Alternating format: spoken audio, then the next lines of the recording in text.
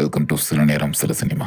கதையை ஓப்பன் பண்ணா ஹீரோயினோட அம்மா ரெண்டு பேரும் ஒரு பொண்ணத்து பக்கத்துல நிக்கிறாங்க. அந்த ஊர்ல யார் இறந்து போனாலும் அந்த உடலை சுத்தம் பண்ற வேலையை இவங்க பாரம்பரியமா பண்ணிக்கிட்டு வராங்க.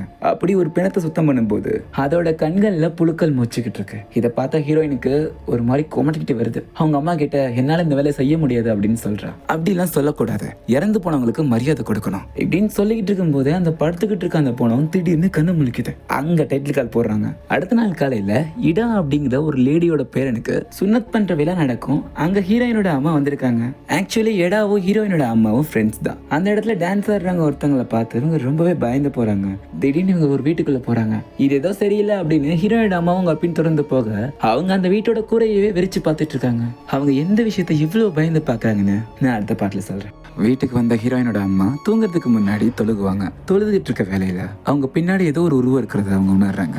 ஆனா அவங்க திரும்பி பார்க்கல. அந்த அமானுஷமும் அவங்க கூட சேர்ந்து தொழுகுது. திடீர்னு இவங்க மேல கைப்பட்டதோ இவங்க பதறி போயிடுறாங்க. யாருன்னு பார்த்தா அவங்களோட பொண்ணு தான் அவங்களை பயமுறுத்த ட்ரை பண்ணிருக்கு. இப்படியே வந்து பயமுறுத்துவ அப்படின்னு திட்டுறாங்க. சரி எங்க கிளம்பிட்டு இருக்கு அப்படின்னு கேட்க என்ன ஒரு இடத்துல மேக்கப் போறதுக்காக கூப்பிட்டுருக்காங்க, நான் அங்கதான் போறேன் அப்படின்னு சொல்றா. ஹீரோயினுக்கு ஒரு மேக்கப் ஆர்டிஸ்ட் ஆகணும் அப்படிங்கிற ஒரு ஆசை. ஆனா இவங்க அம்மாக்கு தான் பார்த்துக்கிட்டு இருக்க இந்த பிணக்கலவர வேலையை எனக்கு அப்புறம் என் பொண்ணு தான் பார்க்கணும் அப்படின்னு நினைக்கிறாங்க. ஆனா ஹீரோயினுக்கு துளி கூட விருப்பம் இல்லை. பேசிக்கிட்டு இருக்கும் போது ஹீரோயின் கை தவறி ஒரு பொருளை உடைச்சிட்டா அதை புலம்பிக்கிட்டே பொறுக்கிட்டு இருக்கா. ஹீரோயினோட அம்மா மேசை மேல இருக்கிற சாப்பாடை பாக்குறாங்க. அது ஒரு மாதிரி கெட்டு போயிருக்கு. இது ஏதோ கெட்ட சகுனம் அப்படின்னு நினைச்சிட்டு உடனே அங்க இருந்து கிளம்ப தயாராகிறாங்க. பொண்ணு கிட்ட நீ வீட்டை விட்டு வெளியே வராத, உங்க அண்ணன் வந்தானா ரெண்டு பேரும் கதவை சாத்தி வீட்டுக்குள்ளே இருங்க அப்படின்னு சொல்லிட்டு வாசல கால வைக்கும் போது மைக்ல ஒரு அனௌன்ஸ்மெண்ட். இந்த அம்மாவோட ஃப்ரெண்டு இடா இறந்து போயிட்டாங்கிற மாதிரி அறிக்கை கொடுத்திருப்பாங்க. இதை கேட்டுட்டு இந்த ஹீரோயினுக்கு செம்ம ஷாக்கு. ஏன்னா அம்மா இந்த மாதிரி கிளம்பி போனாங்கன்னா கண்டிப்பா பிணங்களோட வேலைக்கு தான் போவாங்க. அந்த இடாங்கிற லேடி இறந்து போறது இவங்களுக்கு முன்கூட்டியே தெரிஞ்சிருக்கு. இவங்க எடாவோட வீட்டுக்கு போன அப்புறம் அவங்க வீட்டுக்கு வெளியே நிறைய பேர் நிக்கிறாங்க. என்ன ஆச்சு நீங்களே போய் பாருங்க அப்படின்னு இவங்களை உள்ள அமைச்சு விடுறாங்க. உள்ள வந்து எடாவை பார்த்தா ரத்தம் கக்கி கொடூரமா செத்து போயிருக்காங்க. அந்த இடத்துல இவங்க எல்லாரும் ஃப்ரெண்ட்ஸ் எடுத்த ஒரு போட்டோ மட்டும் இருக்குது. இந்த சைடு ஹீரோயின் படக்கு தூங்கிட்டு இருக்கா. அப்ப திடீர்னு ஓட்டு மேல யாரும் நடந்து போற மாதிரி சத்தம் கேட்குது. அந்த சத்தம் ஒரு இடத்துல வந்து நிக்க அந்த ஓடை இடிஞ்சு விழுந்துருது. இது ஏதோ மழையினால ஈரப்பதம் பட்டு விழுந்துருச்சு. நான் அவனும் ஃப்ரீயா விட்டுட்டா. அந்த நேரத்துல அவங்க அண்ணங்காரங்க வந்து அவளுக்கு ஹெல்ப் பண்ணிட்டு இருக்க. அந்த கொற்ற மலையில அவங்க அம்மா தட்டி தள்ளாடி நடந்து வந்துட்டு இருக்காங்க. வீட்டு வரைக்கும் வந்து வாசல்லே மயங்கி விழுந்துட்டாங்க. இவங்க ரெண்டு பேரும் கைத்தாங்களா வீட்டுக்குள்ள கூட்டு போய் படுக்க வச்சு என்னமா ஆச்சு, ஆமா எடாவோட வீட்டுக்கு போனீங்களே அவங்க எப்படி இறந்தாங்க அப்படின்னு கேக்குறா. அவங்க இவ கேட்கிற எந்த கேள்விக்குமே பதில் சொல்லல. சரி அம்மா ரெஸ்ட் எடுக்கட்டும் அப்படின்னு நினைச்சு வெளியே வந்துடுறா.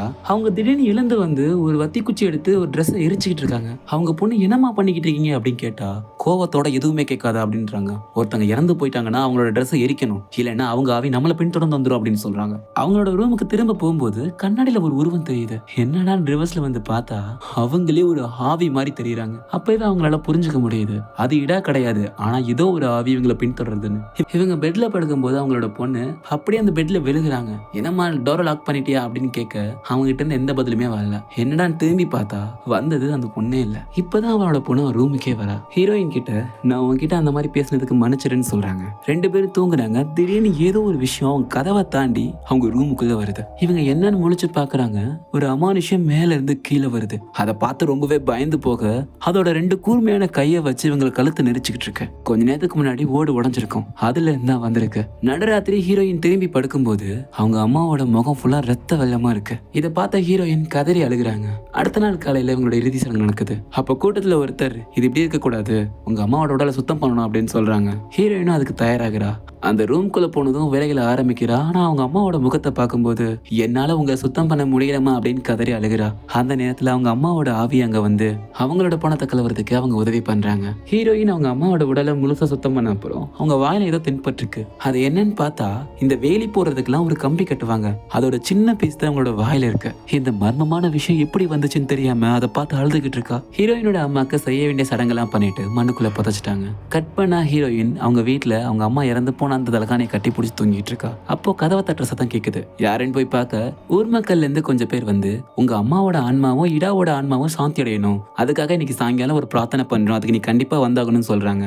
இவளும் சரின்னு சொல்லிட்டு கதவை சாத்திடுறா. ஹீரோயின் அவங்க அம்மாவோட ட்ரெஸ்ஸை துவச்சிக்கிட்டு இருக்கும்போது அந்த இடத்துல அவங்க அண்ணங்காரங்க வரான். வேலைக்கு போறதுக்கான டூல்ஸ் எடுத்து வச்சுக்கிட்டு இருக்கான். இந்த சத்தத்தை கேட்டுட்டு இருந்த அவ, அம்மா இறந்து 2 நாள் கூட ஆகல, நீ அதுக்குள்ளே வேலையை கிளம்பிட்ட, அம்மா இறந்து உனக்கு வருத்தமாவே தெரியலையா அப்படின்னு கேக்குறா. ஆனா இதுக்கெல்லாம் அவன் எந்த பதிலுமே சொல்லாம அங்கிருந்து கிளம்பிடுறான். இவ துவச்சிக்கிட்டு இருக்கும்போது அந்த பாத்திரத்துல ஒரு சின்ன முள்வேலி இருக்கு. அவங்க அம்மா வாயில இருந்த அதே முள்வேலி. அவ கையில எடுக்க நினைக்கிறான், ஆனா அது மறைஞ்சு போயிருது. அவளும் ட்ரெஸ்ல தேடி பாக்குறா, அது கிடைக்கல. கட் பண்ணி இங்க வந்தோன்னா அவங்க அண்ணங்கார ஒரு இடத்துல வேலை பாக்குறான். அது வேற யாரும் இல்ல, அவன் விரும்புற ஒரு பொண்ணோட வீடுதான். உங்க அம்மா இப்பதானே இறந்து போனாங்க, நீ இவ்வளவு சீக்கிரம் வேலைக்கு வரணுன்ற அவசியம் இல்லை அப்படின்னு சொல்றா. உனக்கு ஏதாவது தேவை ஏற்பட்டுச்சுன்னா என்கிட்ட கேளு, எனக்கும் அம்மா அப்பா இல்ல, உன்னோட வழி எனக்கும் புரியுது அப்படின்னு சொல்றா. அந்த இடத்துலயுமே முள்வேலிகளை காட்டுறாங்க. ஊர் மக்கள் எல்லாம் ஹீரோயினோட அம்மாவும் இடம் இருக்கிற மாதிரி போட்டோஸ் எல்லாம் வெட்டி ஒரு இன்விடேஷன் மாதிரி ரெடி பண்ணிக்கிட்டு இருக்காங்க. ஒவ்வொரு ஊர்லயும் 4 பேர் 4 விதமா பேசுவாங்க அப்படிங்கிற மாதிரி ஒரு கேங் இருக்கும். அதே மாதிரி இங்கேயும் ஒருத்தங்க இருக்காங்க.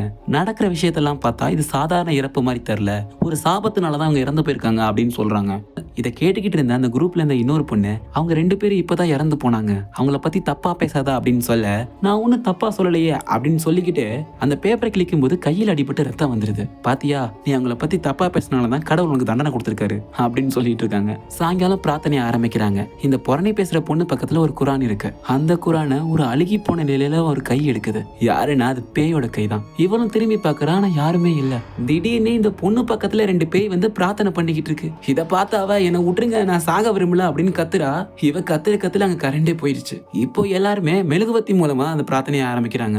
இப்போ ஹீரோயினோட கண்களுக்கு இது வரைக்கும் இறந்து போனவங்க எல்லாரும் பேயா உட்காந்துட்டு இருக்க மாதிரி தெரியுது. அதுலயும் ஒருத்தவங்க இன்னும் இறந்து கூட போகல, அவங்களுமே பேயா இருக்காங்க. ஹீரோயின் ரொம்பவே குழப்பம் அடைஞ்சு மாத்தி மாத்தி பாத்துக்கிட்டு இருக்கா.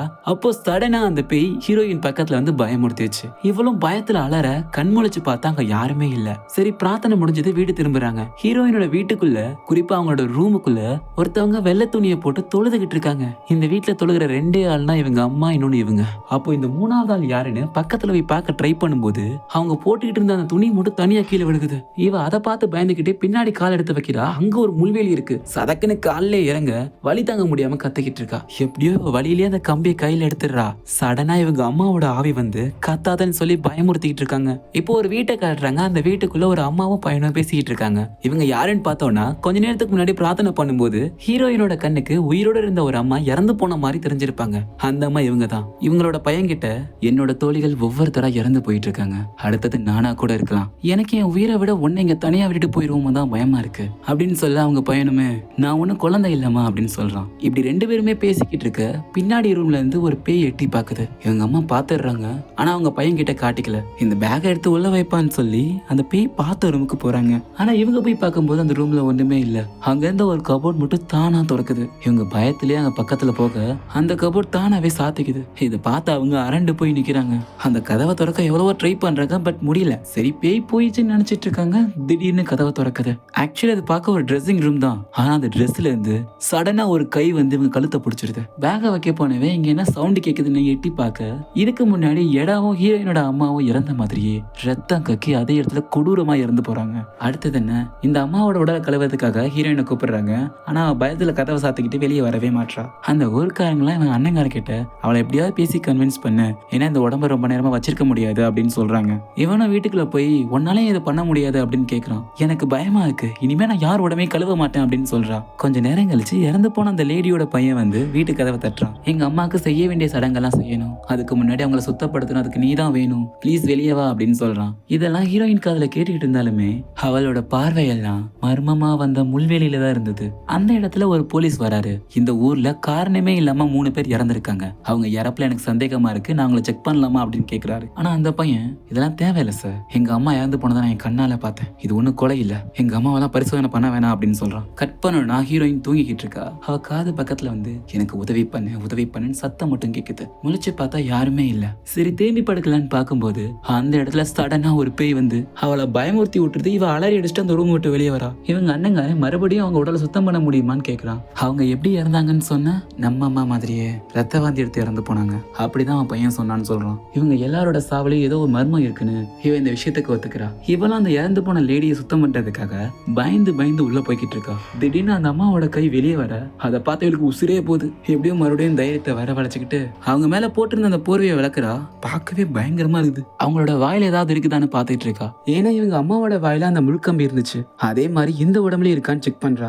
நல்ல வேலை இல்ல. அதனால அவ சுத்தம் பண்ற வேலையை ஆரம்பிக்கிறா. முத தடவை தண்ணி ஊத்திட்டு 2வது தடவை வரும்போது போனோம் அப்படியே எந்திரிக்குது. ஹீரோயின்லாம் அப்படியே கிடுகிடுன்னு நடுக்கி நின்றுட்டு இருக்கா. எந்திரிச்சதும் அவங்க வயித்தை தட்டிக்கிட்டே ஏதோ சொல்ல ட்ரை பண்ணாங்க. என்ன ஏதுன்னு போர்வை விளக்கி பார்த்தா இவ்வளவு நேரம் தேடிக்கிட்டு இருந்த முள்கம்பி வயிற்றுக்குள்ள கிடக்கு. ஹீரோயினோட அம்மாக்காவது இத்தனோட ஒரு சின்ன பீஸ் கிடைச்சது. ஆனா இவங்களுக்கு அதையும் தாண்டி பெருசா வயிற்றுக்குள்ள இறக்கிருக்காங்க. அந்த கம்பியை ஃபுல்லா எடுத்த அப்புறம் அந்த பொண்ணை அப்படியே ஹீரோயின் மேல விழுந்தது பாருங்க. அரண்டு போயிட்டா. அவங்கள அப்படியே படுக்க வைக்க இந்த தடவை கண்ணை முழிச்சுக்கிட்டாங்க. சரி கைய வச்சு கண்ணை மூணாலும் முழிச்சுக்கிட்டே இருக்காங்க. சடனா ஹீரோயினோட கையை பிடிச்சு எனக்கு உதவி பண்ணு அப்படின்னு கத்துனதும் ஹீரோயினுக்கு பயத்துல மூச்சே நின்னுடும் போல.